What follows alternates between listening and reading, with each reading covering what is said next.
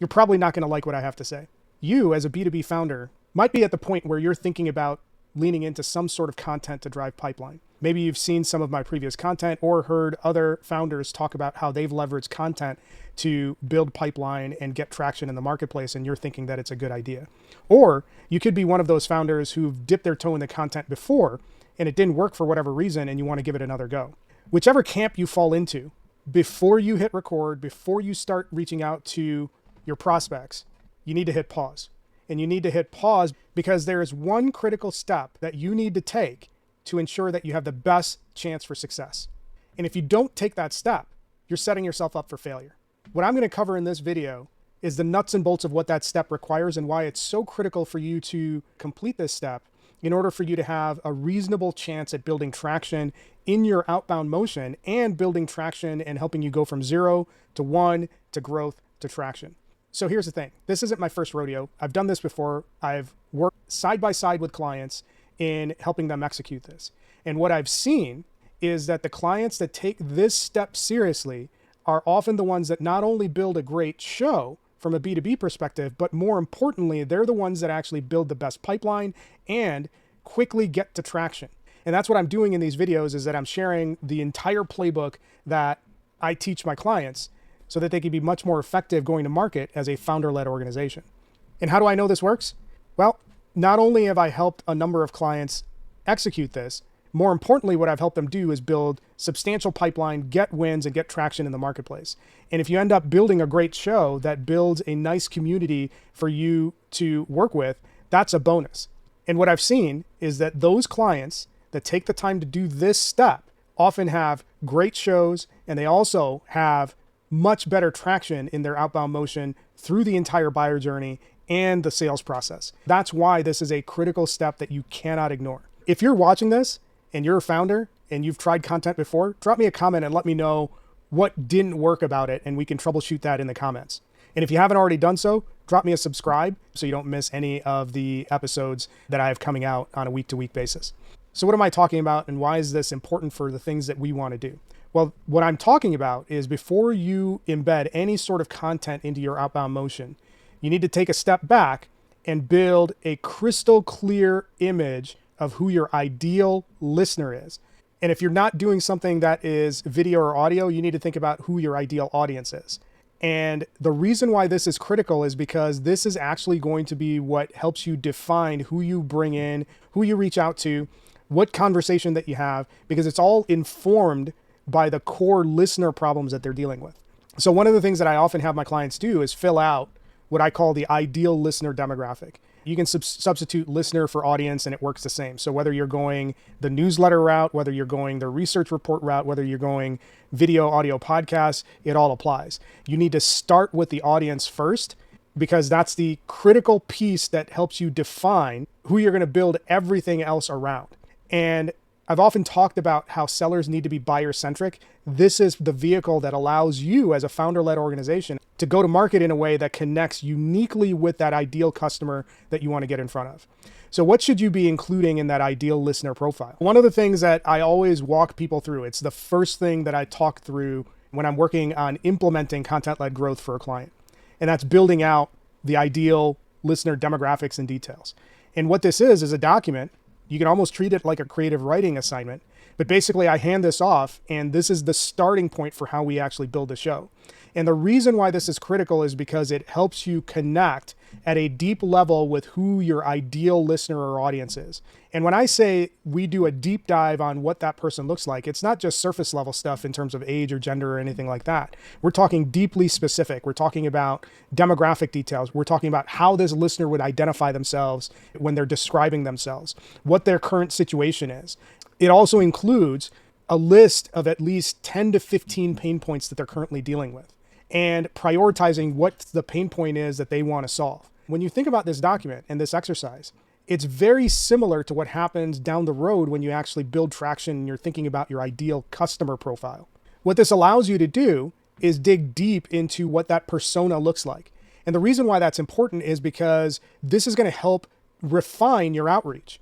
This is going to make your content specifically relevant to a very narrow audience. And when I say narrow, don't think it's like 3 people. But you have to get specific with who your listener is, who your audience is, and who that ideal audience is, because that's how you build a customer base. That's how you build traction. I wanted to jump in real quick and fill you in on a couple of things. One of the biggest problems that most pre-product market fit founders struggle with is having enough conversations to build traction in their marketplace. They're doing anything and everything that they can to create those conversations, but nothing is working. And the reason why nothing's working is because there isn't a system in place that allows you to get more of those conversations and also convert them into pipeline. And what ends up happening is that you try to generate conversations through all sorts of different ways and nothing ever really works.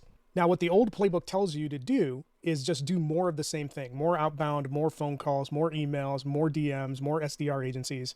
And even after all of that, you still end up in the same place. You're not having enough conversations to figure out how you build traction in the marketplace.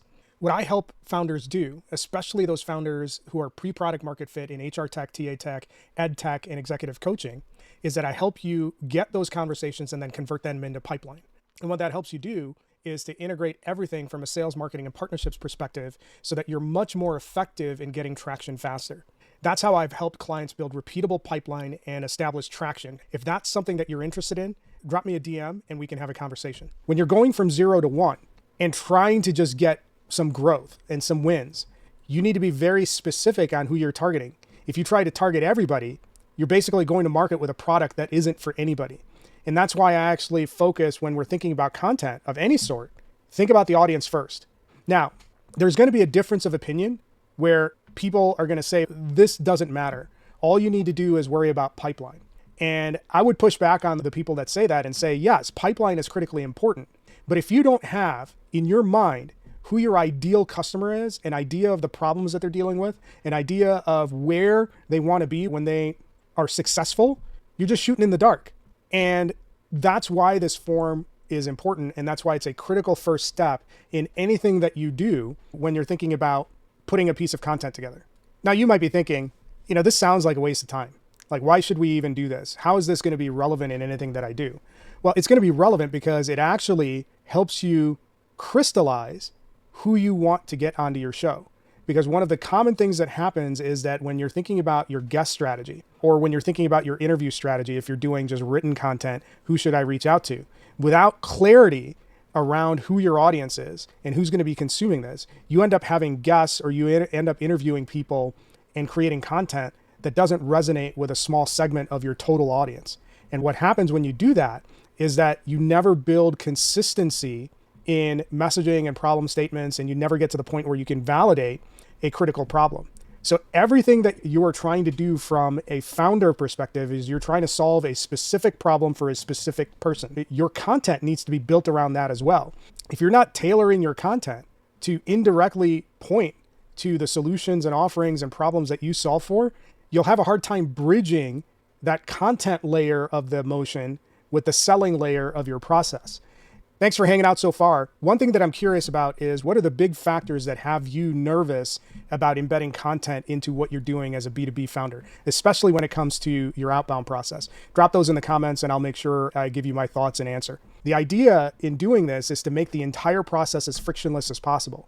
And if you miss this step, what you end up doing is you end up creating something that is completely disconnected from the product or service that you're trying to validate and get traction in the marketplace. The whole point of doing all of this is to dig deep into the customer voice and have them tell you what's important to them from a product or service perspective so that you can shape your product to meet the needs that they're dealing with. And you'll never get to that point unless you dig deep into what your audience is supposed to look like, what your ideal listener and reader is supposed to look like. And that's why this step is absolutely critical in everything that you do. Hopefully you're liking what you've seen so far. You might be sitting here thinking that you might have a leads problem. In fact, many pre-product market fit founders think that their issues with getting traction has to do with a lack of leads.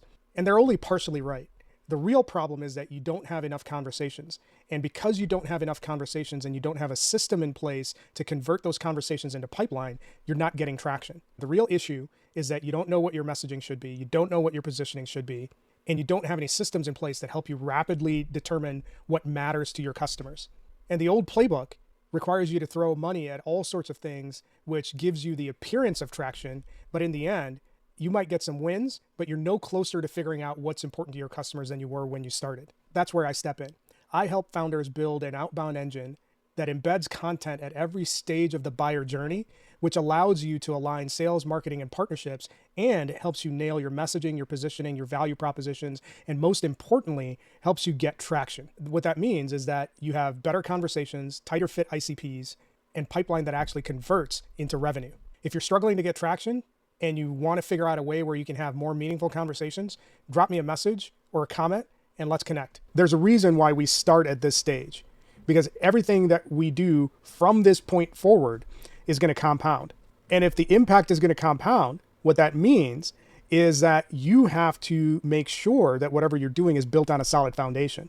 And this is a critical piece of that foundation that you want to build from. If you're a B2B founder in HR tech, TA tech, ed tech, executive coaching, those are all the spaces that I play in, and you're thinking about embedding some content into what you're doing so that you can actually build pipeline, start here first. And if you want the ideal listener profile document, drop me a comment and I'll get it over to you. Thanks for checking this episode out. I appreciate you hanging out with us.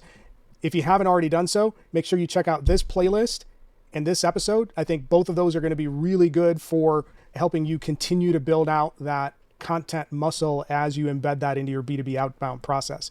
If you haven't already done so, make sure you drop me a comment, subscribe to the show. If you have any questions, drop those in the comments. I'll make sure to answer those. Tune in on the next episode where I'll talk through some of the common mistakes that you need to watch out for when you start this content-led motion. And that's going to help you build your outbound and build your content engine on a really solid foundation.